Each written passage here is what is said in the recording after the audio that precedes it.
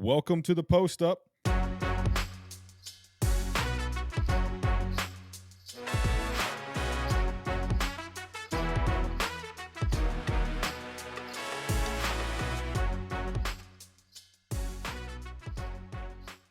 This is your weekly NBA show coming out of the GoldBoys Sports Network, where three friends cover everything from the association. And we have a pretty packed draft recap episode here. I can't get my headphones situated, but we'll get that as we keep going. My name is Michael Willis at Carefree Willis on Twitter. Joining me, finally, we got a three-man booth again.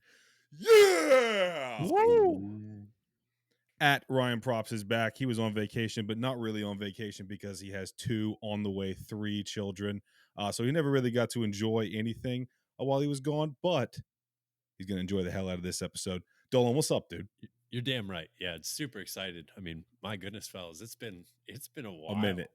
So it went me, Dylan, me, Michael, Dylan, for 3 weeks now. So this is our 4th week. So it's been a long time since we've had the 3-man booth. So interesting way to kind of jump into the off season. And we're now all back. We're now in the off season itself. So I mean, I'm excited to get started. I think NBA offseason is a little different. I mean, NFL is pretty fun, but NBA just has a little bit extra steam for me. So I'm excited, man. I think we'll have a lot of fun this summer talking about this, and very excited for this episode specifically. That's a damn right, dude. I can't wait that all of us are back. Third man, most important person here, not the least important. Save the best for last, I guess. At Dillbond00, Celtic fan. Dylan, 3-man booth back again. That's pretty hype, huh? That's right, dude. The boys are back. Hey, I got one phrase for you guys. You ready? Libbity bibbity, baby. I knew he was going to say it. Say it. If you guys haven't been checking out this WNBA season, I should know this. How deep are we into this WNBA season? Early, right? Early days? Yeah. We're less than 15 games, probably 12-ish to 14. Yeah. I would say about 2 or 3 weeks ago, the I almost said D to G. Fully. The Post Up boys are diving into this WNBA season. Myself, Dylan, Dolan, and our buddy Nate become there are no bigger Liberty fans than us. Sabrina, I think it's called Ionescu. I'll forget. Inescu. I'll figure out how to pronounce her last name. She is an absolute dog. What did she drop today? 30 points? 31. Ooh. 7 threes. She got some sweet out there. Dog. Yeah, she got some sweet shoes coming out. I'm actually going to be chopping those Sabrina shoes. fans. Huge. Yeah, I think we're all going to buy their gear and 100%. 100%. This is Can't not wait banter. To wear WNBA player shoes. Boys, let's dive into it. Massive draft, a draft that we've said it on the show before, but a draft that usually around this time Dolan gets very into it. As a Sixers fan, it's been ingrained in his DNA to get hyped for the draft. As a Pistons fan, same. I'm not picking on him at all. These are the time of year I'm getting stoked. Hated it the past, I'd say 5 seasons ago, but for the past 3 or 4 years now, been a pretty exciting time. I don't think I was more excited for any other draft than this one on this past Tuesday. I was stoked for this draft, and the Pistons had the 5th pick. We got robbed out of the Victor Wembanyama sweepstakes. Nobody's talked about it, so I'll bring it up here. No worries. No surprise. Victor Wembanyama goes first. Is he going to be a future Hall of Famer, Dylan? I was pretty much all for him because it's kind of hard not to believe the hype. But I did see a video of him shooting around, and he missed 4 wide open jumpers by himself. That was rough. It's freaking bust, dude. His career is cooked. Name another Hall of Fame 7'5" player. Just name one. Yeah. From France. It's just that from France. Not likely. Not likely. Yeah. That was that video. If you don't know what Dylan's talking about, that video was a rough watch, man. Rough watch. Dolan, thoughts on Wemby? Jeez. We're talking Hall of Fame for this guy already. I think I've said it on the show a couple times. I'll say it again. The basketball Hall of Fame itself is at least relatively easy to get into. So I wouldn't be surprised. And I mean, I think he's got a long career ahead. Hopefully health stays on his side. I I would project yes. It's obviously it's so hard to say now. He needs to get so much accomplished, but I think he landed in the spot to pull all of the things off that he will need to pull off to get there. San Antonio is in the Western Conference. There are going to be many nights coming up where Dolan, Dylan, and I are sitting on a phone at 10:30, 12 o'clock at night. Dylan's over there probably saying no because he's got to work early in the morning, but we're going to make this man get up. And we'll be watching Victor Wembanyama. I mean, Spurs kind of. I mean, they're going to be a lot of people's league pass team. But moving on, so much has been said about Victor. I don't think we need to spend a whole lot of time on it. We'll see how this guy does. Dylan said a moment ago, 7'4", almost 7'5", bricking shots earlier today. That was a video that we saw. Embarrassing. Yeah, let's move on. Pick number 2, the Charlotte Hornets, and T's and P's. I want to say T's and P's to every individual out there that follows Shams Charania, allegedly putting out a tweet to boost draft odds. Many people jumping in on picking Scoot to go number 2 overall. Brandon Miller gets drafted, and Mitch Kupchak comes out and goes, "We had absolutely." And of course, he's going to say this, but I mean, he seemed pretty realistic. He goes, we were always going to pick Brandon." Dylan, how surprised were you? I mean, I know you said Scoot was a better guy. That was your guy who you would have had picked at Charlotte, but how surprised were you to see Brandon Miller go? I mean, honestly, I was pretty surprised. I still don't really get it, honestly, if I'm being frank, but we'll see. I could be wrong, but I like Scoot a lot, and after this draft, I like him even more. After just like reading up on him a little bit, I like him a lot. But we'll see what Brandon Miller's going to do. I mean, he thinks the goat's Paul George, so he might be kind of dumb, but Listen, basketball IQ's on the floor there. But I whatever. I sent that video out to the group text as well, kind of picking on him. It is funny, and I do. We should be able to laugh at that, but he's 19. I mean, he 10 years ago, Paul George was chilling on Indiana. That probably is his go. It's just his favorite player, I guess. But that was so funny for him to say that, But and but that's with supreme confidence. but can we just like we there needs to be a fine line between your influence, your favorite player, and I the agree. goat. Like, I agree. Fair. I think the goat is just such an overused phrase now that it's just lost all value. So uh that's not how the goat works. Like Yeah. it's not how it works. But I mean, it's not up for me to decide, I guess. But uh yeah, the GOAT is the greatest of all time. It's not who you've modeled your career after. It's not Yeah. who was really good when you were growing up. I mean, I don't know. That's just not quite how it works. But I think that's just the nature of the world that we live in now. It's just been an overused phrase for long enough that it's lost its value. Dolan, thoughts on the fit there in Charlotte, Brandon Miller, and you don't like it? I'm stunned, Well, man. I like this fit. so I don't dislike the fit itself. In I fact, agree with that. I'll tip my cap. I mean, obviously they felt strongly enough to draft fit, but that in itself is the problem in my eyes. If I have the second pick in the draft, I will never in a million years draft on fit. I'm going to grab the best player on the board. Absolutely. And Absolutely. while of course it feels kind of obvious now, but it's not obvious. We don't know. I mean, a lot can change right now, but from what we know, where we sit in our chairs right now, Scoot was the better prospect, and I don't really see much doubt in that. And as far as I'm concerned, you take the best prospect. You don't take the guy that I fits a agree. little bit better. Um, so I don't know. I felt a little weird about it. There was a video of potentially, I guess it was a bar in Charlotte, and they showed everybody's reaction to Miller getting drafted, and they were like really upset. Yeah. They showed a video of the mascot, the Charlotte mascot, and even he was upset over the pick. So it's just like, with the second overall pick, you don't want to A, piss off your fan base, and B, not take the best player available. I mean, those are both huge X marks to me. And Mitch Kupchak talked about how MJ still pretty much had the final say on this, which is mind blowing to me considering I by the time these Doesn't make any guys sense. are actually Doesn't make any playing, sense. he'll probably be gone. I'll get This into it. MJ has nothing to do with this. So why the fuck does he have the final say on that? But I don't know. You guys seem excited to talk about that, so I'll kind of pass it off to you. But technically, no, I don't think Charlotte. I don't like this. I don't like this at number 2. But you guys seem to perk up a little bit when I said that. So go ahead. I feel like this was definitely made for me right here. I am very pro. I think Charlotte got a very good player regardless. I mean, if they didn't pick Scoot, they got Brandon Miller. I think Brandon Miller is going to be a very, very good player. We've talked about it. If you haven't listened to our previous show where Dylan and I covered the draft, go check that out. Dylan and I dove deep into Charlotte and deep into Scoot and this Brandon Miller thing. I think Brandon Miller is a very good player. When it came out that Michael Jordan was heavily influencing this pick, I truly Dolan just mouthed what the fuck to me. That was literally what I was thinking. I'm like, this guy is sold. He's technically gone. He has nothing to do with Charlotte. This is, I know it's Michael Jordan, but this is the equivalent of me being in there.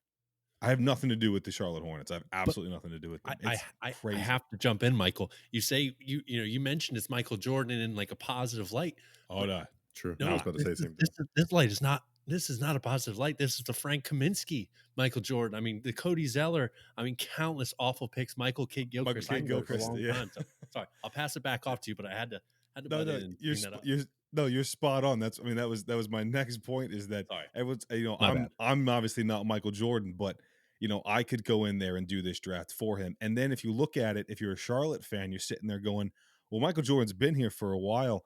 And if you're a Charlotte Hornets fan, you watch this team win 7 games to go draft Michael Kidd Gilchrist. I don't want Michael Jordan making any more picks for this team.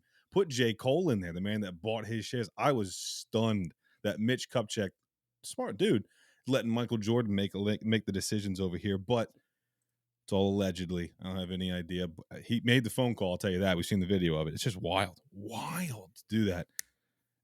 I like the fit in Charlotte. Like I said, if you haven't listened to the previous episode, go check that out. Dylan and I dove deep into the Charlotte Hornets and what we do there, and why we like Brandon Miller and Scoot. But I like this fit here. I think regardless, Charlotte got a good player. I think they're going to be, I don't know if Dylan or Dolan said this the other week, but I think Charlotte's the team that next year can make such a phenomenal jump. They're getting so many people back. I was going to make a Bridges joke, but I'll move on. The Blazers. Perfect bridge onto the next topic. That's right. Yeah, damn right, Dolan. The Blazers picked up Scoot Henderson. This was Dylan's boy in this draft. Really like Scoot Henderson. Absolutely. A lot of people loving his draft outfit. It's got to be a 0 out of 10 for me. I don't know it looked like he got it bedazzled at Walmart. I'm not into the grills thing, but the outfit was, it was bad. Dylan, fit of Scoot. And now that we know if like he's officially going to be in Portland, how do you confident in this? Dame's still there. We don't really know what's going to go on with Dame yet. We'll talk about that later on in the show, but Scoot, Dame, Anthony Simons, Sharp. It's 4 guards. It's a lot of players that like to have the ball in their hand. So it's going to be interesting. I would be very surprised if Dame and Scoot both suit up next year for Portland. But let's say they do. I think it could still potentially work if they can get like another piece. But you think if Portland gets another piece, then one of them's going to be gone. But I do think that Scoot could learn a lot from Dame, if anything. That would help him grow as a player. But I think that Portland making this pick, it obviously upset Dame, and seems like one of them will be on the out. And I think Portland would be really stupid if they traded away Scoot. Dolan, thoughts on Scoot Henderson, Portland, Damian Lillard situation? Yeah, I could talk about this one for a while, man. I think if you're a Portland fan, you have so much to be excited about, and Absolutely. you can take this in multiple directions, and any of them are thrilling, man. Any of them are absolutely thrilling. If you want to just go ahead and just ride with the young guys in Dame, if Dame is willing to do that, then that's so exciting. Granted, it's kind of clunky because they're mostly 4 guards. I'm sure you might be able to push Sharp into the 3 spot maybe and make it work if you can if you find the right 4, maybe that's Grant. But Nurkic at the 5 would probably struggle because he'd be leaned on strongly defensively, and he's obviously not a great defender. But anyway, around it, I mean, they have 3 tremendous guard prospects, and then arguably one of the best guards in the league. So while it's there's still a lot of moving pieces to be determined, I'm sure. A lot to be excited about. You either have one of the top players in the NBA, or you have one of the top, prospects. I don't know if we're willing to call him a prospect anymore now that he's drafted, but I mean, I guess he still is.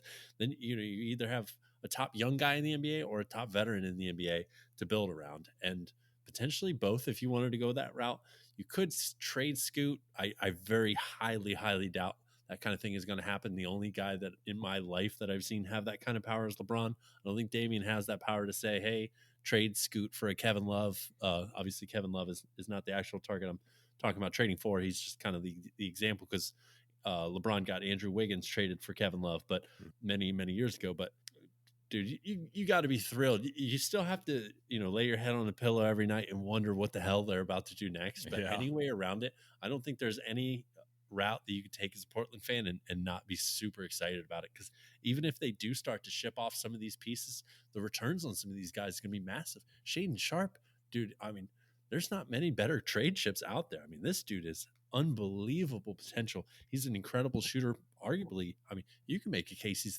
the best athlete in the entire league right now. Simon's, the ceiling is the roof, as Michael Jordan would say for that guy. That dude is an incredible shooter, and I mean, he's just getting started. And he's done this as a third option. He's done it as a second option, and he's had short periods of time where he was the number one option. Granted, they lost when he was, the number one option, but that man can light it up in pretty much any scenario. Then, of course, they got the number 2 prospect in the draft, number 3 pick in the draft, partner with Dame. It's just there's so much to be excited about, man. This team has a long way to go before I'm sure they kind of build their finished product. But man, if I'm a Portland fan, I am so fucking excited right now, and anxious too. Like it's like excited and anxious because like what route are they going to go? Yeah, it'd be hard to play 2K as a Portland fan right now because. What do you do? Do you just play with the 4 guards on 2K? Run 4 guards, 4 guards in Nurkic. Yeah, love it. Absolutely love it. It's gonna be. I mean, you ain't kidding, man. What Portland's gonna be doing next is gonna be interesting. They're definitely one to keep their eyes on. If it's me, I'm running a Scoot, Sharp, trade 2 others, and let's see what we can get for them. But we'll find out. We will find out. Moving on to number 4, the Houston Rockets. I don't feel like this was much of a surprise here. They went Amen Thompson, exactly what they needed, a guy to take the ball out of Jalen Green's hands. Not all the time, but to help out there, to help facilitate.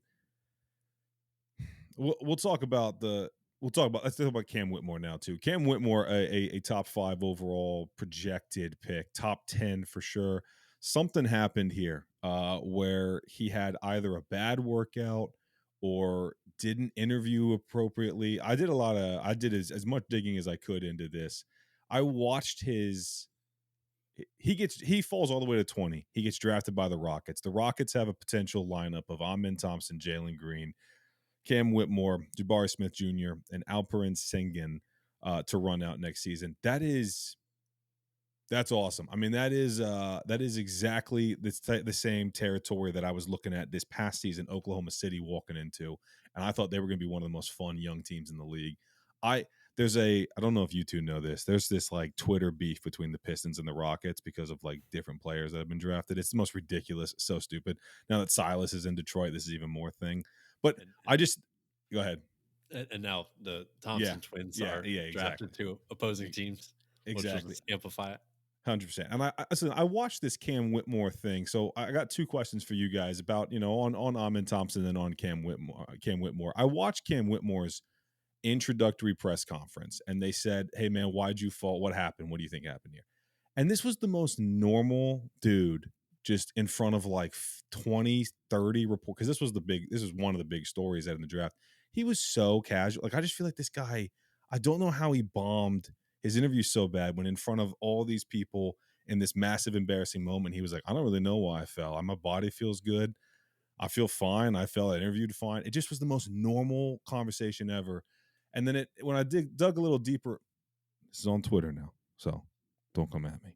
When I dug a little deeper onto this, a lot of reporters for Houston were saying that when he was doing his workouts, not for Houston, but a lot of reporters for other teams were saying when he was doing his workouts, one of the knocks on his game is passing, and he times where he should have passed, I think almost didn't do it. He was taking up bad shots, which, again, if you haven't listened to the previous episode, Dylan and I dove deep into Cam Whitmore and how he could be a potential bust here. Cam at 20 is a phenomenal pick, man.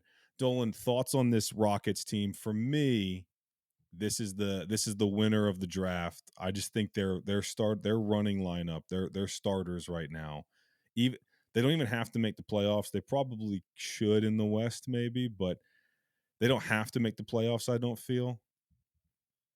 Yeah, I mean, I have a couple winners from this draft, and they are my number 1 you have to, again, they're another fan base that just has to be absolutely thrilled about their Thrilled. future. Um, Dylan, is Dylan with us? Yeah, I'm right here. Yeah, Okay, Dylan's good. gone. I can't Sorry. see Dylan. All Can right. you hear me? I can hear you. We Go can ahead, hear you. Dylan. Yeah, we're gold. We're gold. Sorry. Yeah. So Houston is like they are my number one winner. How could you not be thrilled? I think at 4, and it's funny because I'll do anything in my life to give Michael or Dylan shit about things. Mhm. I will say this next statement, and I don't mean it as shit talking for once towards Michael, but I think after 4 there was a bit of a gap in talent between 4 and 5. And I thought Amen Thompson was the clear 4th best player in this draft. They got him, and then at 20, man, you get an arguably top 5 prospect in this draft. There, I don't care what it was that caused him to fall that far. You have young guys, you have time, you take that shot, no question. They did, and just what a fun looking core this is shaping up to be. I think Jalen Green is set up very well to make a big jump.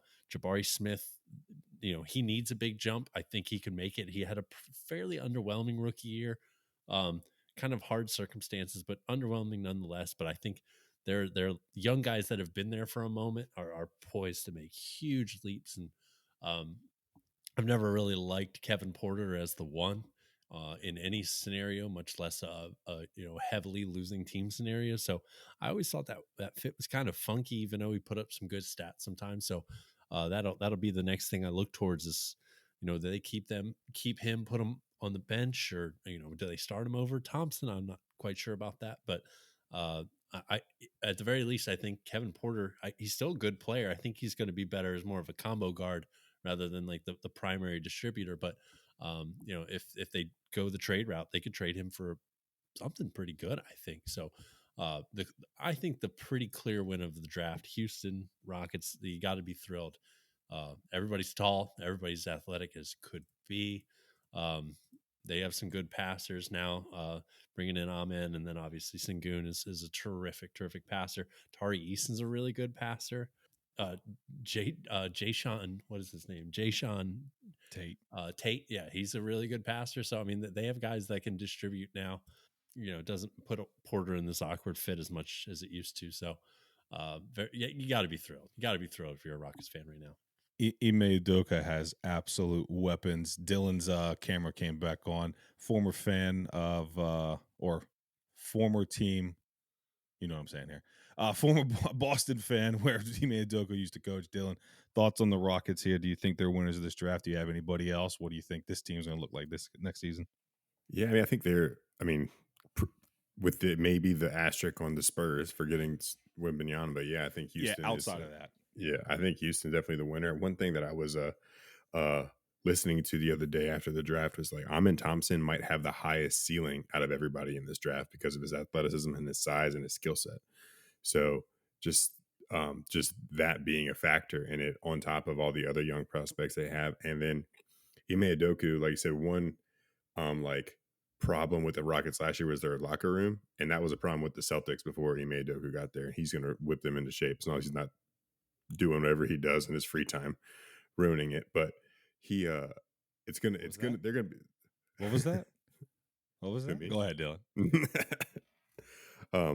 But I do think that it's gonna be they're gonna be a fun team to watch. I've liked Jalen Green. I've said that before on here, and Amen Thompson's gonna fit in well with them, and it's gonna be fun to watch.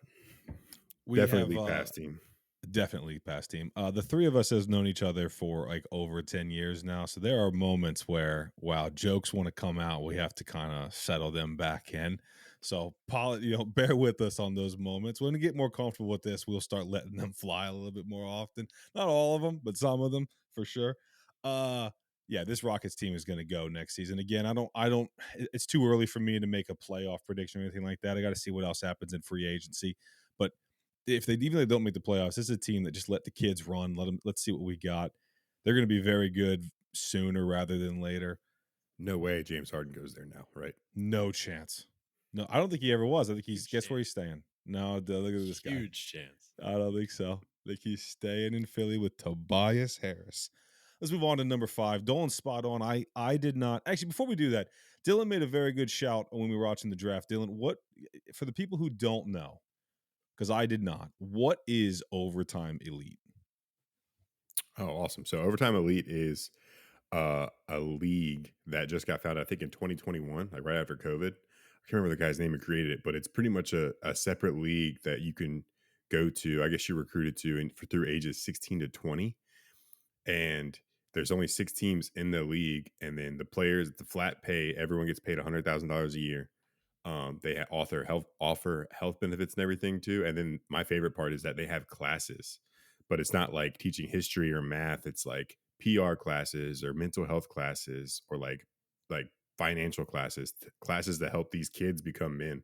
And I mean, just like I don't know if anyone else has gotten drafted from there. I think there has been, but no big prospects. But I mean, one big thing you've heard about the Thompson twins is that their character is just phenomenal. And I'm not saying that that's solely because of Overtime Elite, but I just think having those classes that help these rather than going to college and then just party, which hey, that sounds awesome too. Ain't mad But at him. Yeah, ain't mad at ain't him. mad at him. But especially since the NIL and they get paid now, but it's like having this other option for these young kids to go to is just it's awesome. Yeah, no, it's I the reason I brought Dylan into this is because at 5, Pistons pick a sore Thompson. I if you listen to the last week's episode, you'll know that I really wanted Cam Whitmore or Jarris Walker. I did not want either one of those guys to go to a direct rival. You could say divisions don't matter. You play those guys 4 times a year. They don't matter, but you still play them 4 times a year. I did not want Indiana getting one of those guys. We'll get into that in a minute. But I did say then as well that at the end of the day, I wanted whoever Troy and Monty wanted, and they came out and were very adamant that they wanted this kid. I thought this was super interesting, right? Troy, one of the reporters asked Troy about the shooting woes of Asor Thompson, and he came out and pretty much if you've watched any Troy Weaver interview, he pauses, he takes hours to answer. No, not really, but he takes forever to answer. But he's very quick on this one. I thought this was interesting. He said that when they come to overtime elite, they play NBA rules, NBA court, meaning the 3-point line is an NBA 3-point line, which means they went from a high school 3-point line to an NBA 3-point line. They didn't go to this college game or anything like that. So he says he felt like the Thompson twins, and he said to that both the Thompson twins, not just a sore, but the Thompson twins are getting dogged a little bit for their shooting woes when they, at 18 years old, they just went from straight high school to playing at an NBA 3-point level and probably short arming a lot of those. And they believe that three ball is going to drop for both of them going forward. And Dylan's spot on when they talk about when he talks about overtime elite, giving these guys like PR classes and things like that. You saw it from the jump, man. These Thompson guys talk very well. I was loving the suits they were wearing, that black and then cream that they had going on. I'm a big fan of the Asor Thompson pick. I was not originally. I had to be kind of I don't know. I've come around to Asor Thompson. I think this is going to work. I see what the move is here. I'm stoked on it. I can't wait for the season to begin. Just need guys to stay healthy. I'm not going to spend too much time on the Pistons, but everybody, I do want to say it's to Pistons fans that are potentially listening. If you think that we're going after Cam Thompson, I'm sorry, not Cam Thompson. Who's Dolan Nets player? Cam Johnson. Cam Thomas. Cam Thomas. Cam Thomas. If you think we're going up to Cam Thomas for him to play the starting 4, he's not. Isaiah Stewart will start every time Troy Weaver is GM of this team and Monty Williams is coaching. I promise you, Isaiah Stewart, whether you agree with it or not, it's going to happen. The lineup next year we roll out, I guarantee starting lineup is going to be Cade, Jaden, Asor, or Bogey. But I would not be stunned if Asor was. Bogey might be traded. I would not be stunned if Asor is starting for defense only. The way they preach defense. Isaiah Stewart and Jalen Duren. I am almost. If I could put money on those odds, I wouldn't listen to Shams if he was putting that up for me. But I would go put money on the amen. I would go put money on those odds.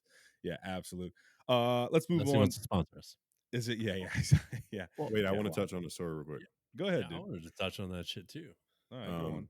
So one thing that I saw that was pretty interesting to me, and I sent this to you guys too. So Asor, they're the same height, similar skill set, but he's listed as a forward and Asor and Amin's a point guard.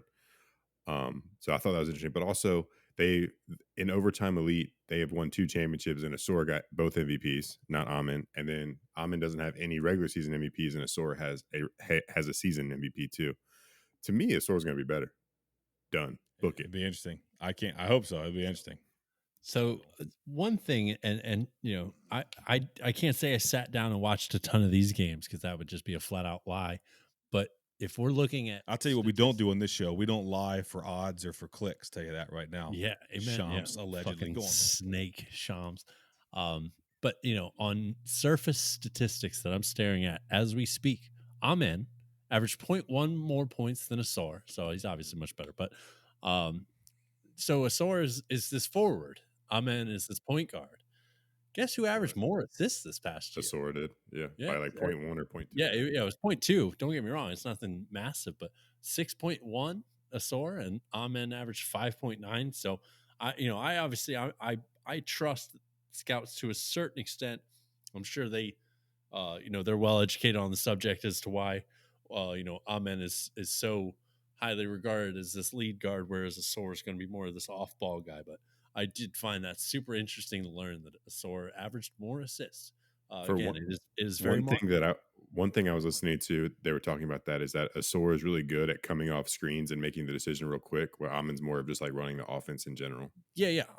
Again, I want to reference me saying like I haven't watched many of these games. I barely have watched any of them at all. So again, I'm trusting the scouts to do what they do. I just thought that nugget of information is super interesting. Yeah, it's like the whole, that is like the whole Victor Wembanyama shooting 28% from three. Nobody talks about that. Everybody's blasting, myself included, blasting Scoot Henderson for only shooting 27% from three, but Victor ain't much better at all. That's And nobody talks about it. Absolutely nobody talks about it. And again, I saw the Asor thing. It'd be interesting, man. Like I said, I've been convinced by Troy and Monty. I said the whole time that I wanted whoever they wanted.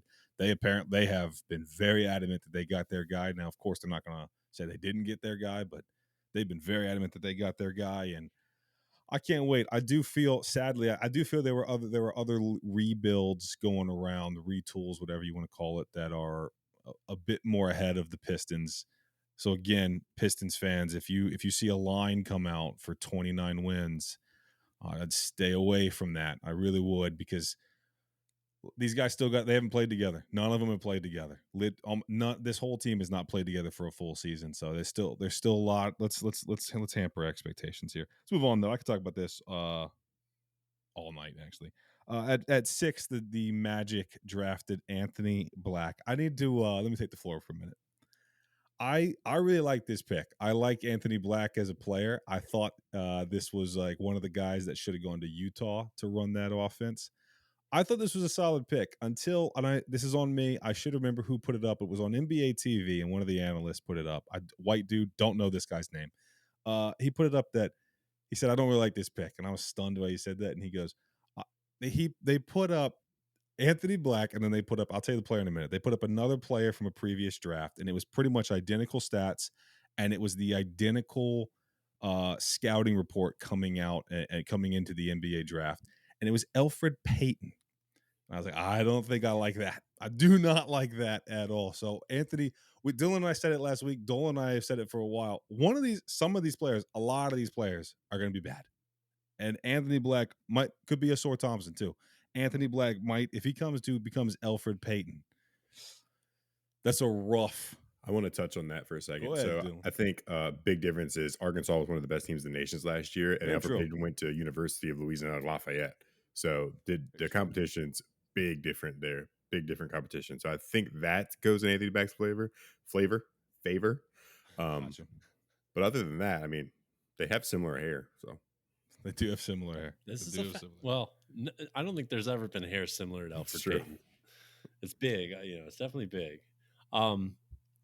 So at the time when we were watching this pick, I kind of questioned it for a little while, and then I tried to scale back and consider it a little, a little differently. Like, if you think, what were their next couple options coming up behind Anthony Black as far as, just options that they could have taken, Jarris Walker, Taylor Hendricks, like these are guys that play the 3-4 where Orlando has to feel the strongest about on their roster. Franz Wagner, Paolo Banchero.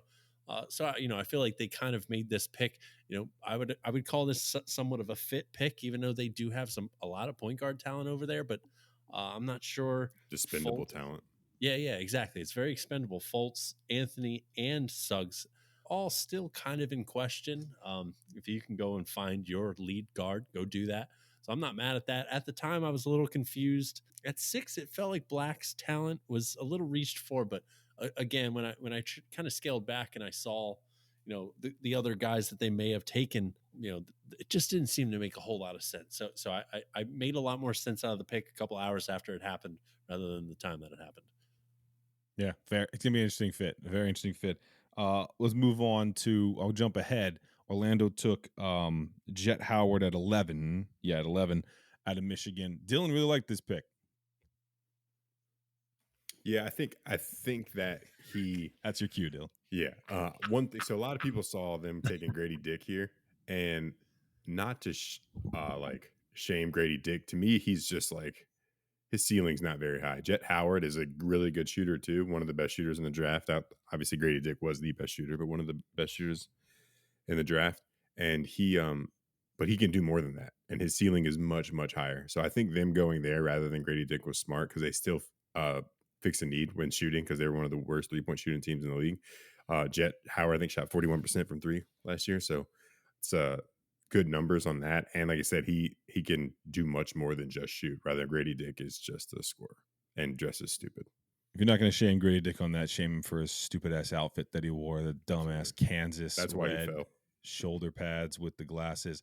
I will tell you this: if I'm Toronto, pretty stoked. You got to. I mean, that guy could. That goes one of two ways here, right? And there's no in between.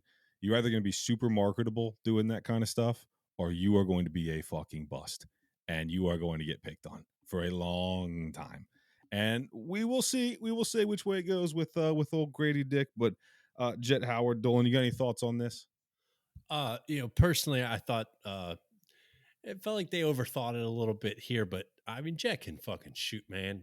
Obviously, his dad was a fellow Michigan guy, Fab Five guy, an NBA player for a long time. So, the pedigree's there. He becomes a really interesting prospect when you think of, the upbringing he has.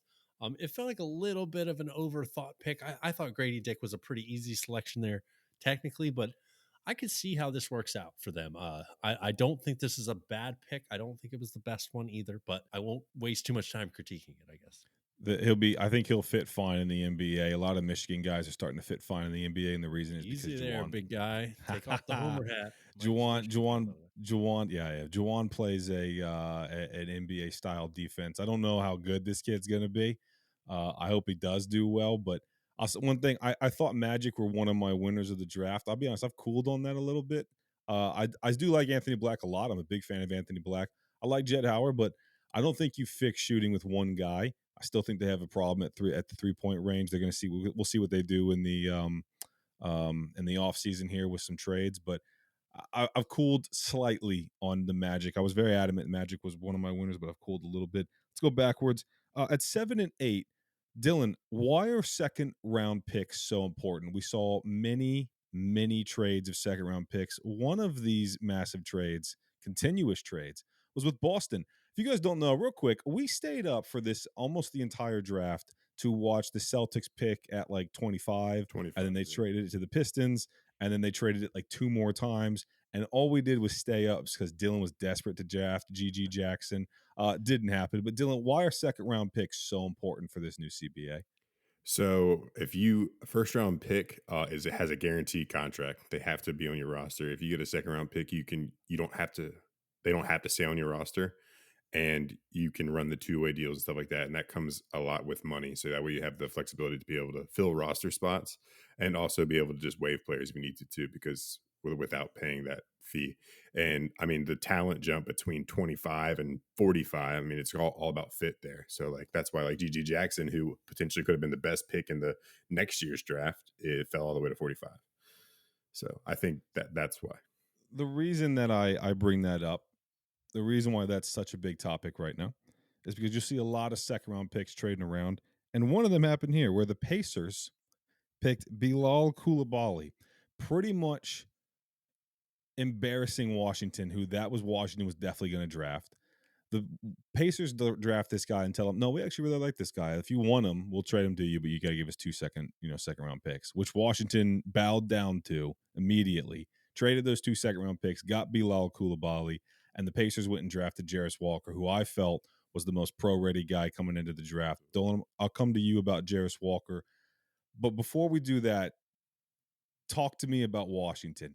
About, I'll say 48 hours before the draft, we were thinking Washington's one of the worst teams in the entire world. And then very quickly, Tyus Jones, Jordan Poole backcourt looking a lot of fun. And if they flip Tyus Jones for a one and Bilal Coulibaly becomes good, which we don't know yet. A lot of French guards have not been good in the league. So Bilal Coulibaly becomes good. They've got Coulibaly, Jordan Poole backcourt for a while. Talk to me about Washington, man.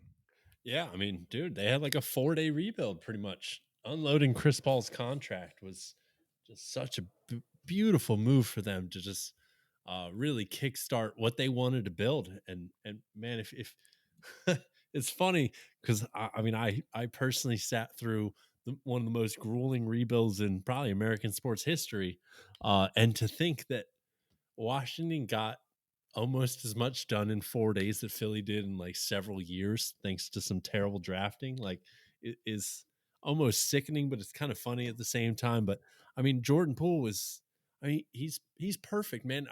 I know he didn't play well, this past year, but in his down year off the bench, he averaged 20 points. Obviously, this is a little inflated. Steph missed some time. He got starts. He averaged a lot of points in his starts. Inflated. I understand that. But man, this guy's potential's through the roof. I mean, he just signed a max contract a year ago.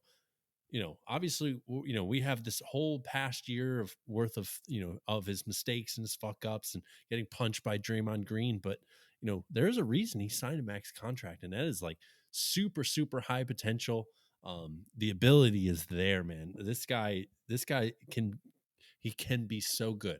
It's going to be up to him, but I mean, the talent is so obviously there. Obviously, he needs some good coaching. He needs he needs some good accountability, but um, I think he would be a kind of guy that I would want to build my team around, to be honest.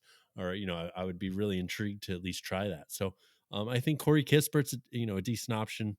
I think Daniel Gafford's a pretty serviceable five. There's not a lot of great starting centers in the league. I think he's probably the 21st best starting center in the league, but there's worse options than that for sure. So I think Kendrick Nunn, Monty Morris. Who am I missing? Oh shit, I'm missing. They have one more point guard.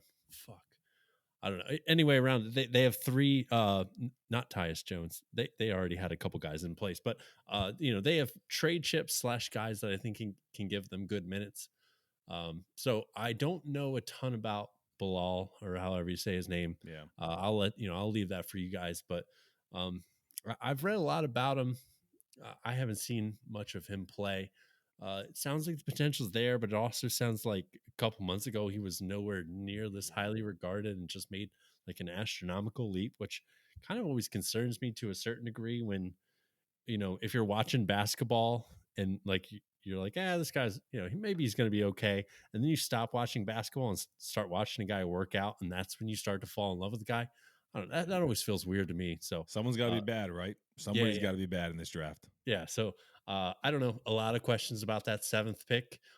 I guess they felt comfortable taking a huge risk, and I think they did exactly that. But we'll see how that works out for them. I'm not going to speak too much on that subject because I don't feel super, super well educated about that player. But which, as a Washington fan, you got to feel excited for this upcoming season. Way more excited than you were a week ago. Dude, yeah.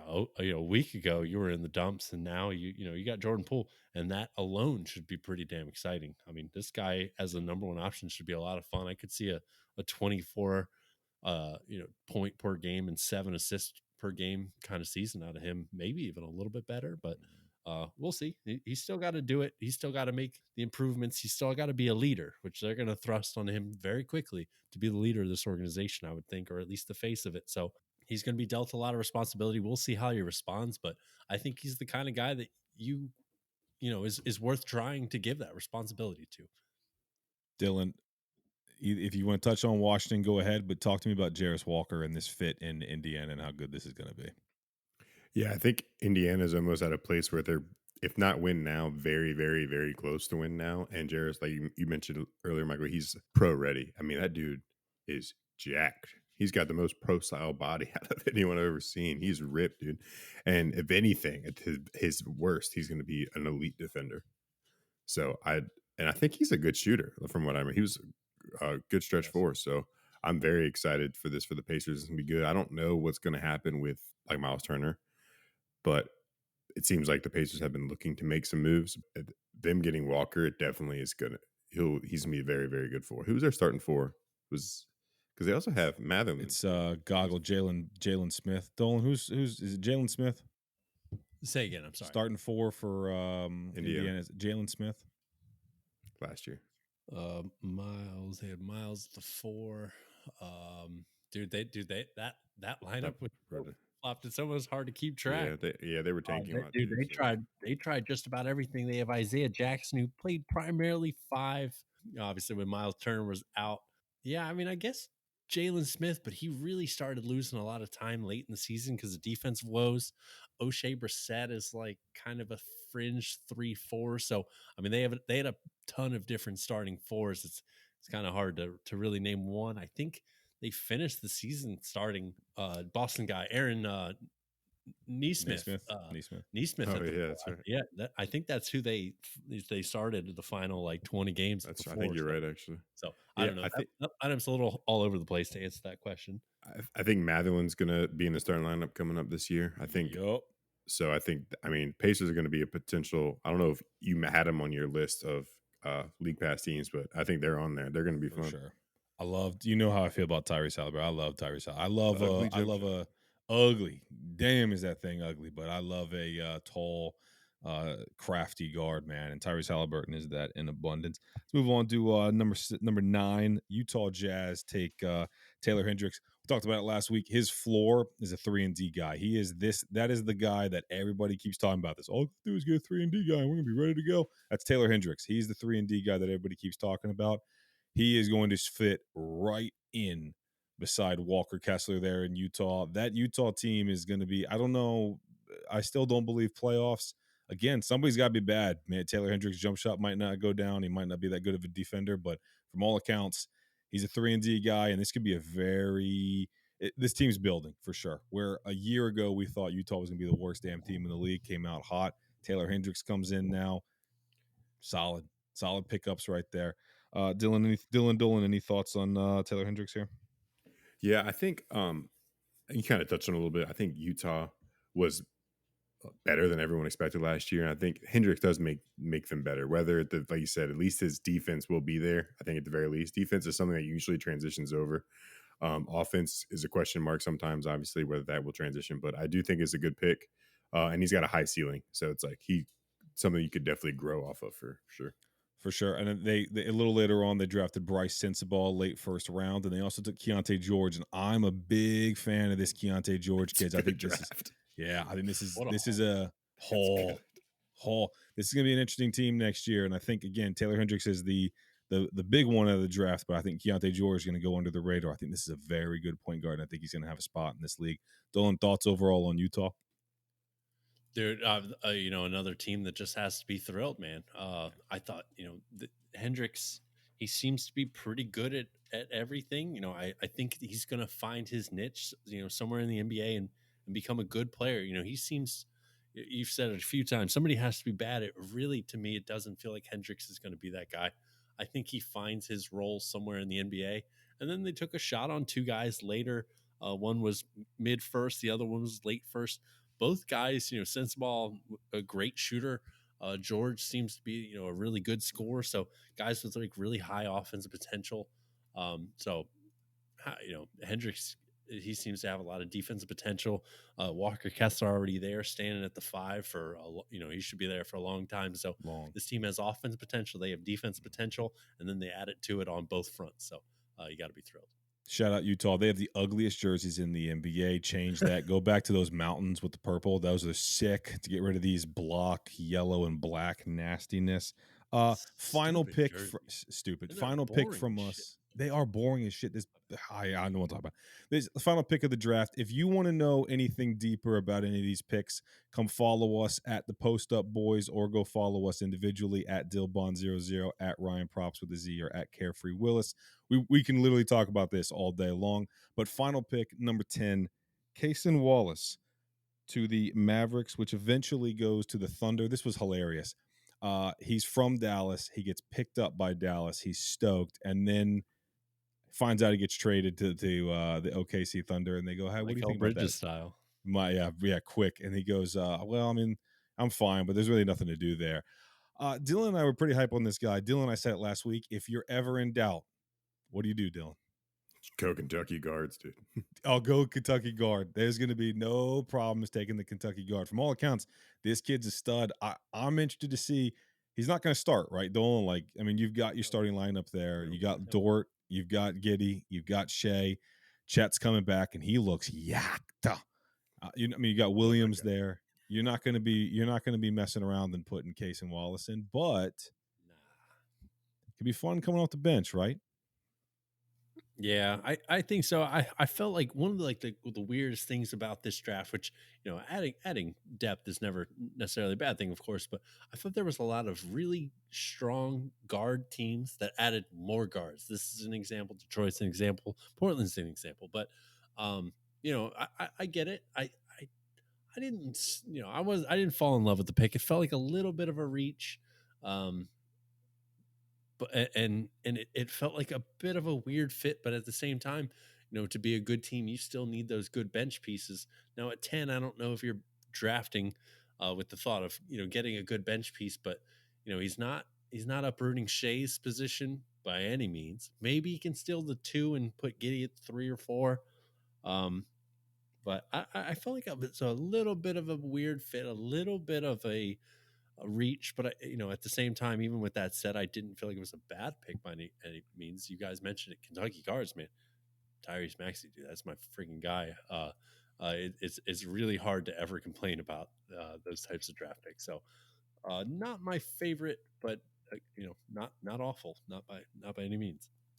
Dylan, thoughts on Case and Wallace here? You kind of wanted Boston to go up and get this kid. Yeah, I liked Wallace a lot, and I agree and disagree, Dylan. I do agree it's a super weird fit, but also it's like draft the best who you think the best player available is too. So like I get that too, but I'm very happy that it seems like people are learning, because how many times like Maxey was the 21st pick? Yep.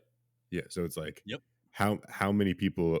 I bet there's people in the top 10 that wish they drafted Maxey, so it's like, I think you got to take that. I think a Kentucky point guard, especially if you were good in college, that's got to jump you a couple spots. It's got to. It's just been proven time and time again.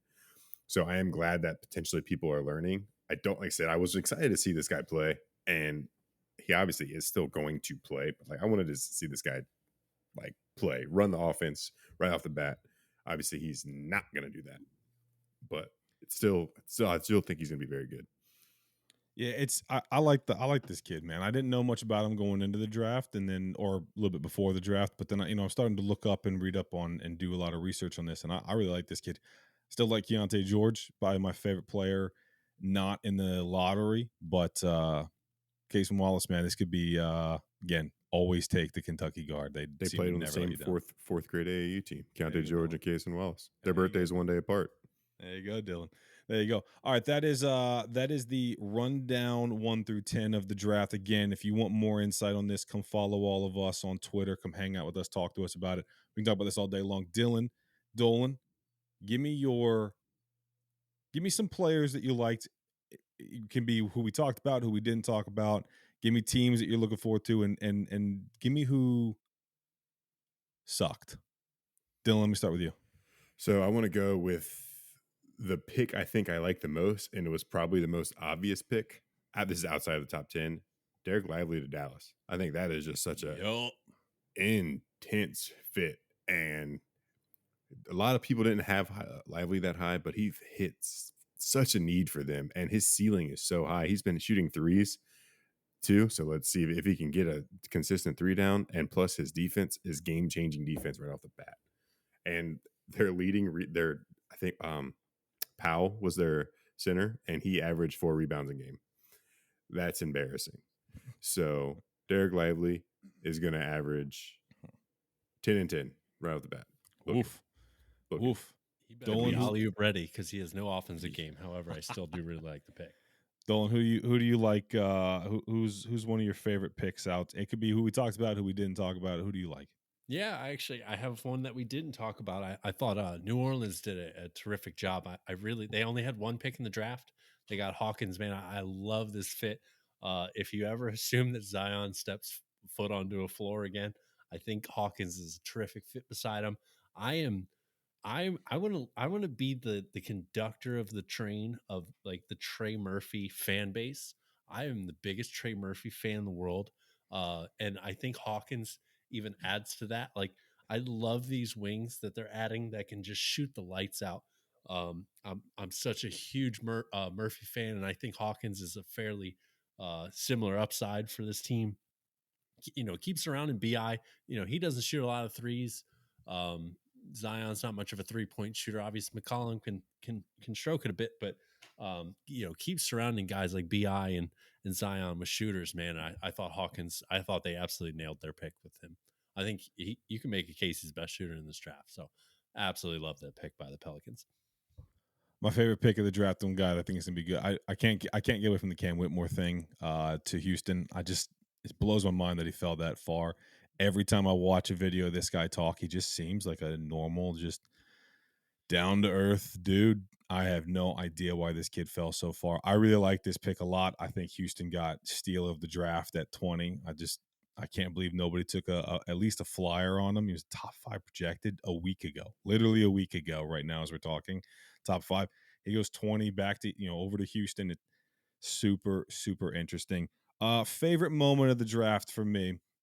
Chris Murray gets drafted by Portland right before the Kings had a selection, but Chris Murray gets drafted to Portland, and Dolan, Dylan, and I were FaceTiming during this draft, and when he got selected, the best thing that I think could have happened is they put up his draft comparison, and this was the laziest draft comparison I've ever seen in my life. They put up his brother from Sacramento, and they just put, yeah, this is who Chris Murray's going to be. I'm like, did we really just fucking fall into that little trap right there? We're going to be that lazy with these draft predictions They here? Like, really went there. they really went there. Absolutely Good unbelievable on them. stuff.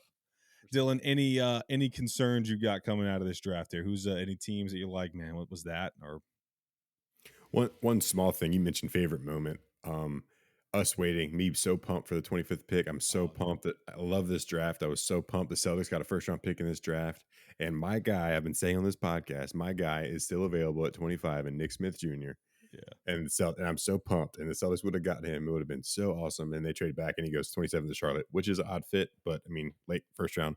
Anyway, I can't stress this enough though. Like Dylan Dolan and I sat and waited. We were excited. We said we're going to stay up and watch Dylan's pick. Yep. They make a trade back. Detroit makes their selection. My team's done. Dolan doesn't really have any dog in this They're fight. screaming, hoping for more trade backs. I thought that shit was so funny. Boston trades back 2 more times, I believe, into the second round. We were dying, man. It was awesome. Go ahead, Dylan. Who was any other question marks you got in this draft? So I really am not a fan. I don't like the Bilal pick just because I feel like there were better players there. I think it might work out, but I think that it's one thing for Wemby to be that high because of his thing. But like a lot of people said, how many French players have really panned out? So it's like kind of hard. But we already talked about him. One pick, I really don't like Grady Dick, and I don't know why Toronto went there with him. To me, if you're just a shooter, that's not enough. It's like not in today's NBA. He's 6'8". He's got good size, and I'm being super honest. Didn't watch a lot of Kansas basketball this season, so I don't like the pick. You can't just be a shooter. I mean, it's just not. You can't just be a shooter. He's got good size, like I said. He dresses stupid, so like I said, that is what it is. But Grady Dick came up there in his classic Kyle Korver, JJ Redick. Any white dude who shoots the 3 ball at a consistent clip, that's who you're going to get compared to. And congrats. And it's like what? And their ceilings aren't high. Kyle Korver was an all-star one time because his team was really good. Like all-star starter. Let me give you facts. That's an absolute fact. Let me give you one real quick, and then Dolan, I'll leave it with you. One that I want everybody to pay attention to: Jaime Jaquez Jr. of the Miami Heat. We just watched I don't want to talk about the Heat. We watched the Miami Heat team that got production maybe not the end there, but production from a lot of guys that nobody really knows about. This could potentially pay attention to this kid. He might be another one that just going to give you random nights where he drops 32 on you. Uh, Dolan, who do you got? Who do you got out of this draft? Anybody you have question marks on? Or are you good here? Yeah, I'm mostly good. I wanted to, I'll treat this as a misery loves company opportunity, and I could sit and critique my own team a little bit. I'm pretty excited about who the Sixers brought in post draft. There was two guys that were mid second round prospects on most accounts, and we signed both of them. The two top undrafted prospects. We brought in both, and we have three two-way deals this year. So we brought in three prospects I feel all right about. So, considering they had no picks, I thought that they did okay. I got to question Chicago. I think, and I feel like it's almost a weekly thing or a pretty close to weekly thing. Like this team is this fan base. I've screamed all night about how exciting it must be to be part of this fan base and this fan base and this fan base. But if you're in part of the Chicago fan base, you got to be so fucking bored, dude. I would just sleep all day, man. I'd have nothing going for me. And like, how is this team in no good shape? They have boring stars, if you're even willing to call them that. And Levine definitely deserves that title. DeMar did at one point, probably still does, but certainly seems to be Diffie. falling in the wrong direction. But Vucevic is definitely not a star. He's a solid player, but there's just so little to be excited about.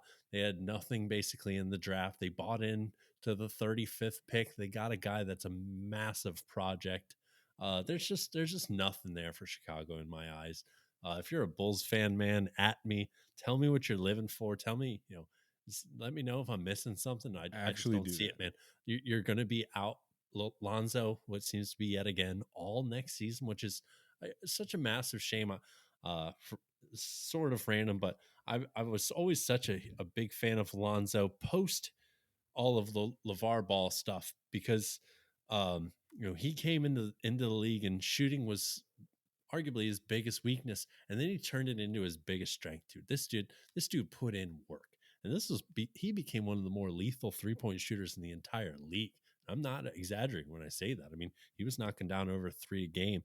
There's not that many people that do that these days. So there's a lot of guys that try, not a lot of guys that succeed. So I actually ended up becoming quite a big Lonzo fan. So I think it's a massive shame he's hurt. This knee injury is just so devastating, and we definitely have to wonder if we ever see prime Lonzo ever. So, and that's a shame from Chicago's perspective. But is there anything to be excited about on this team? It's funny you brought that up because literally the other day I'm thinking of like, and I'm gonna bring this. It's a good segue into the next question I got is that some team has to be bad next year. Like somebody's got to be. Like not everyone's going to be awesome. All this hype that everybody's feeling around their team going into next season, even going into this offseason of free agency and trades, someone's going to be bad. And I'm thinking, well, we haven't talked about Chicago at all. I could not imagine being Chicago, Minnesota. T's and P's to them. Last thing, real quick on the draft. Trace Jackson Davis out of Indiana. Got a follow from me because he put up a tweet. He was second to last pick in the draft. He put up a tweet. He said, "All y'all gonna feel something." I don't quote me here, but he says Something like he put something up of "I'll show all y'all" or "All y'all gonna regret it" or something like that. Rooting for you, kid. If you don't, I'll be the first one coming to pick on you because you can't be talking that shit going second to last in the draft. So we will see. Trace Jackson Davis, come on, kid, going over to the Warriors. Yep, over to the Warriors. So good for him. We'll see. We'll see. Let's get a roll on that team first, brother. That's it for the draft. An hour of draft talk right there. And we I got plenty more too, but we didn't even talk yeah. about the Celtics pick. So Again, let's move. If you have anything else you want to cover on the draft, come hang out with us on Twitter at the Post Up Boys. We'll plug our personal Twitters at the end of the show and everything. But come hang out with us. Come chat. We will literally talk about this all day long. Let's jump into the off season real quick. Do you want to talk about Dame first? We talked enough about Dame. Yeah, I think we've hammered that in quite a bit. I think I just went on a 10-minute spiel a couple minutes ago about that team. So, Dylan, who you got for free agency? Anybody big for free agency? So, I mean, I basically I just have a list in front of me of Hold the on, top. hold on. Yes, God. please. Michael, I have a question for you. Dolan, do not answer this question because I know you answer it. Michael, Okay. why would the Sixers sign James Harden back? Like from unbiased, why would they? Why would they? Yeah, why would they? No. For because Daryl Morey has and I'm not, this is not allegedly, this is Daryl Morey has a legit hard on for James Harden. I don't know what it is, but Daryl Morey absolutely fucking loves this guy. Daryl Morey thinks this guy is a stud. He did everything he could to get him from the Nets over to Philly. Why will they sign him? I do not know. But why should they? Why should Philadelphia sign James Harden? It's just who, don't answer Dolan because Dolan's a Philly fan, right? Who if you don't sign James Harden, who are you getting in? And then the question becomes, if you don't have, if would you rather have the field or James Harden once you identify what that field is? I don't think there is a field. I don't think there is a field at all. I don't think Philadelphia has any idea of who they want. Is it legit? Is it Fred VanVleet? I mean, yeah, probably. You, honest to God, Dolan, you want to look me dead in the face and you say that you'd rather have Fred VanVleet over James Harden? You're right. I don't listen. You're I don't fucking right. listen. I don't think that's like I've crazy. seen it all I needed to see, buddy. It's not crazy, but is it not? Is it not still wild to say that kind of thing? Like James Harden's still I mean, I don't know, man. I don't know. I don't know why. I don't know why Philly. To answer your question, Dylan, if you're Philly, give you a good reason to sign James Harden. I don't really have one other than what is the field here, and if you, I mean, you'd rather if you have no one, if the field is no one because they're not linked with anybody, but if the field is no one, you need James, right? Like, you're gonna pick nothing over James Harden? I'm asking you, Dylan. Asking me, you're saying Yes, I Dolan do. and Dylan is very close, so sometimes it's tough to tell. I think you do go James Harden if there's no other options. I agree. No, if there's no other option, Dolan, you're the I said Phillies fan. You're the 76ers fan here. Who genuinely, like, who's been linked to the 76ers right now? No one. It feels like just Harden, which is a damn shame, and I get what you're getting at, 100% obviously, but the what else do we need to see out of James Harden in the postseason? What other questions are left unanswered? I'm done. And I'm done with our offense being dribbled out 18 seconds just to make one pass and have a horrible shot. I'm done with this era of James Harden. I will take that field. And that does not have to be a point guard field, mind you. We have a point guard. Tyrese Maxey can play point guard. He's one of the best assist to turnover ratio guys in the league. He's not going to average Who plays 10 the or two? 11 like Harden Who did. plays the two then? Huh? Who plays the Well, two? we have Melton, which makes for a fairly small backcourt, but also leaves us open to signing twos and threes. I want the financial flexibility. I want Maxey to get that additional responsibility. And then if we can not sign James and then unload Tobias, then next year we're loaded with cap. So we can either set ourselves up for You'll have next, to pay Maxey next year. Yeah, and we better be ready to do that. That's perfectly fine. Yeah, do that absolutely. There, So if you've got I think with Portland drafting Scoot, I think that takes any Damian Lillard to Philly trade off the books because I don't know what Philly has to offer Portland for that picks. And they're not going to take Tyrese Maxey. You're not running a 5-guard system. Like, you're just not doing it. Yeah, what picks exactly? So I think that takes that off. I think Miami's really the only option for Dame, but we won't dive into that.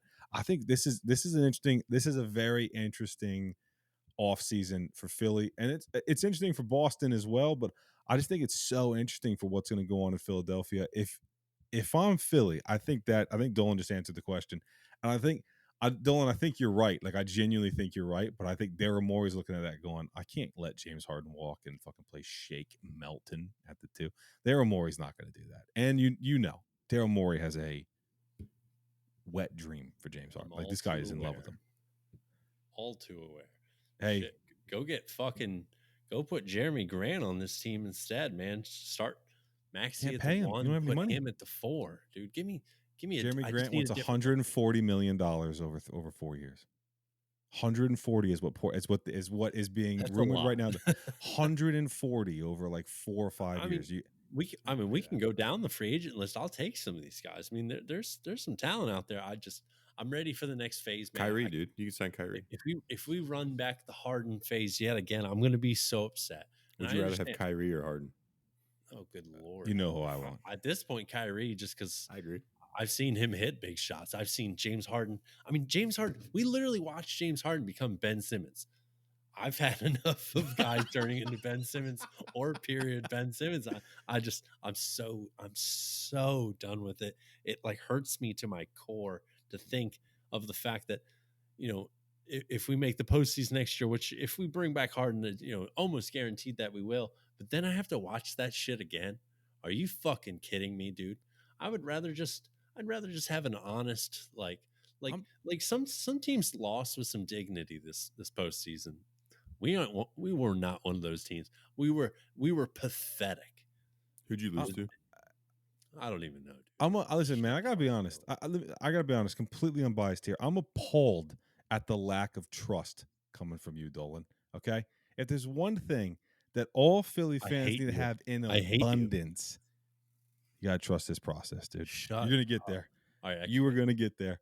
Let me ask you a genuine question. Honestly, God, genuine question. If you guys suck this year, okay, you guys re-sign James Harden, you're keeping lethal scorer Tobias Harris on your team, and you run into this. Let's say you make it to the Eastern Conference Finals and you lose out. I don't care to who, but let's say you lose out. Embiid staying? Like, is he gonna go? Is this the way this is all gonna end? Like Embiid just kind of if we bring back Harden, that's the way it's gonna end. That's what I'm getting at. Embiid's not done. You know, Embiid still has time to go. You know, he's still got time. But if we bring back done Harden, in Philly, huh? I meant done in Philly. Oh, I'm with you. His time is not over in Philly, and it could potentially not even be that close. But if we bring back Harden and just keep losing in the same way, with fucking Tobias Harris scoring 6 points and James Harden not even shooting the ball in the fourth quarter, and Joel turning the ball over like crazy in the fourth, yet choke, you know, not to mention the choking that he seems to do every postseason. I can't handle it anymore. I can't imagine Joel will want to handle it anymore. It just that team is just so there's no level of improvement that seems realistic from that team from what we just saw into next season. They're just, you know, what is left to find out? What haven't we all tired with this group? From all reports, from the I think he's Pompeo. I can't remember his first name. Yeah, Keith Pompey. Yeah, Keith Pompey. Pompeo, I think, is on his Twitter handle. But Keith Pompey is the 76ers beat reporter. He's stating multiple times, been very adamant for weeks now, that Philadelphia is going to be keeping James Harden. One to keep an eye on for sure. Did he really? T's and P's. Trust it, dog. Trust it. Dylan, thoughts? Chris Paul, Golden State. What do you think is going to happen there? To me, there's nothing to talk about. I mean, really, he's going to be okay off the bench, but I don't think he makes him much better at all. I do not think so at all. I don't mean it as the like the fit or anything like that, but Chris Paul going over to Golden State, finalizing his I saw today they're looking to trade him. So who knows? Unbelievable. Yeah. That would be. We're not going to talk about Zingis Pingus to the Celtics. Nope. Yeah, no, that you can have at it. I feel like that was such a big deal, but I mean, I do have the Celtics timeline, so that's why it's such a big deal. Maybe to non-Celtics, it's not a big deal. We talked about Marcus Smart last week, did we not? No, we didn't. Yeah, Boston trades over Marcus Smart to Memphis. Good pickup from Memphis. Dylan, what did the Celtics get in this whole haul here? So initially they got they gave up Marcus Smart, Danilo Gallinari, and Mike Muscala, and they received Kristaps Porzingis in a first-round pick, and they flipped that one first-round pick for 4 second-round picks. I mean, as a Celtics fan, it's bittersweet because Marcus Smart, I remember when they drafted him 6 overall, I was all hype on the draft because he was supposed to be like top 2 the year before he decided to stay. So I was like all pumped on this dude. I actually remember his NBA comparison was to James Harden. I didn't age well, but it was weird to see him go, reading all these like farewell things and stuff like that. And then that's it. That's the end of it. So I listened to probably 3 podcasts 3 or 4 podcasts on Thursday because the trade happened Wednesday night. I tweeted this out too, and I listen to all these podcasts. I'm like, oh darn, Marcus Smart's gone. I want to hear what what people think the Celtics are going to do with 25th pick. I was all pumped, and no one even said a word about it. And they're just all crying, boo-hooing about Marcus Smart. I'm like, he's gone. We have the rest of the season to freaking cry about Marcus Smart being gone. Let's talk about the draft. And then still I go on Twitter and all these people are crying about the draft. I'm just like, you should not be loyal to these players. You should not do it because they aren't loyal to us. Unless they're legends. But I was listening to the Athletics NBA show, and they said Marcus Smart might get his jersey retired. Now that if he ended his career there, like stay there, I would potentially say yes. But just because he's such a fan favorite, and I said I love Marcus Smart, but I said a couple weeks ago, he's a roller coaster of a player. He brings some good and he brings some bad. And it's just like, and whether that was best for the Celtics, I don't know, but I am sick of watching that roller coaster at the very least. I mean, I'm going to miss him to death. Love that guy. I was very bittersweet, but let's see what we can do now. Like even Brad teared up in his press conference. It was a very hard decision for him. I trust in Brad. Just like both of us, all three of us touching our GM, trust our GMs, right, Dolan? Right, Dolan? Right, Dolan? Trust process, dude. Dylan, who do you think's going to be? We've got you got no point guard, no real point guard now. You got Derek White there. You think there's going to be point guard by committee, or you think Tatum's about to turn into point forward, about to see this guy go off for 18 points one night and then 50 points the next night? What do you think, dude? I think that there's two couple options there. I think Derek White can run point guard a little bit. I do think that Malcolm Brogdon can do it a little bit too if he stays there. And then obviously I think Tatum too. I think it depends. I'm reading a lot of stuff the Celtics aren't done. They might get something else. I'm not sure what that something else would be. But I do think that it's going to be point guard by committee. I think it's going to be different things. I'm interested to see how that offense runs because the Celtics were best last year when Marcus Smart was playing the facilitating point guard. That's when they were at best and at their best. And obviously they're not going to have that. So we're going to see how it's going to go. I think having a full offseason of Joe Mazzulla coaching his team now is going to make a big difference on the offensive side. Lot going on, and we haven't even started free agency. I think if we haven't touched up on everything, we're going to wrap it up here because we are at an hour and probably 15 minutes now. Stoked to have the boys back together. Dolan, you got trivia? I do have trivia. Let's have it, dude. Well, this will be pretty quick, fellas. There is X amount of identical twins in the NBA. There's X sets of identical twins Current in the NBA. Or all time? Current. How many are there? Identical twins. The Morris twins. We got one. Are we counting the Thompson twins? Yes. Sorry. Murray. Lopez Murray twins. 3. Lopez. 4. Murray. Okay, you said Lopez. You guys are doing great because the last 2 are tough. All right. I got this. This is nothing. You very likely won't get the 6th. In fact, I'll just go ahead and help you out. But Martin twins. There it is. Yeah. So supposedly there's the Martin twins claim to be fraternal rather than identical. I don't know. I'm not getting into that, but they look super alike. So I'm going to go ahead and keep calling them identical. And there's one more set, right? There is one more set that nobody in the world would know. Julian and Justin Champagne, I guess is how you say their name. Hey, one of them plays for the Celtics. Justin Champagne plays for the Celtics. There you go. Well, there you go. So yeah, six sets of identical twins in the NBA now that the Thompson twins have joined the party. Interesting. Is that it? Indeed. That's it. I figure we will, since this episode has been so long, we won't do any of this or that. No, we'll switch it off to next week because, again, we are running fairly late. Thank you all so very much for listening. We love doing this shit.